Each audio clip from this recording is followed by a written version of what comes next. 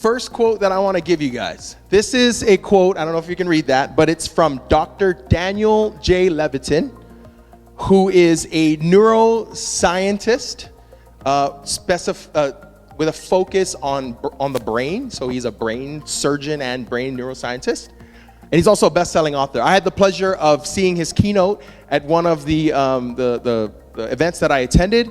And then you can also find his keynote on YouTube, Google, or whatnot. He also has an awesome book talking about multitasking. So here's the quote that reads up there on the screen. It says, "There is no such thing as multitasking, just really quick unitasking."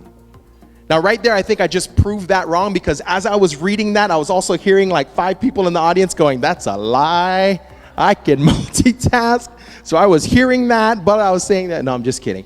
Okay, going back to this. This is what he says. Now let me share with you what resonated with me when he was when he was giving that keynote.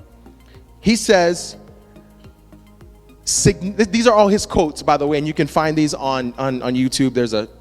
There's basically the same keynote that he gave. So the first one says, "Significant neuroscience research shows that every time you switch tasks, you use up glucose." And for those of you health fitness folks, you know that glucose is energy, right? That's what we use for energy. So every time you switch tasks, they've proven through research of the brain that you actually consume glucose. You consume energy. Task switching can release cortisol, and cortisol is the stress hormone.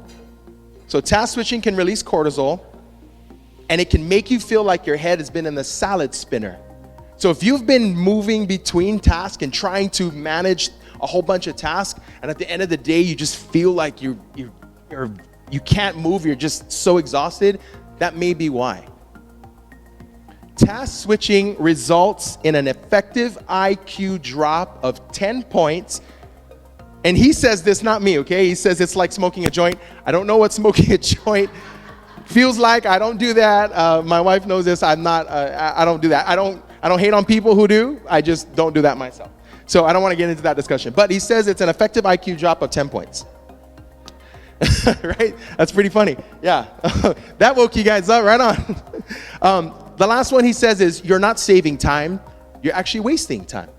And let me share with you why he said that. I know this is kind of fine print, so I'm just going to read it for you guys, okay? You'll be able to see this later in the PDF and all that stuff. So it says, based on a number of productivity studies, people who were switching between tasks were getting less done than those focused on a single task to completion.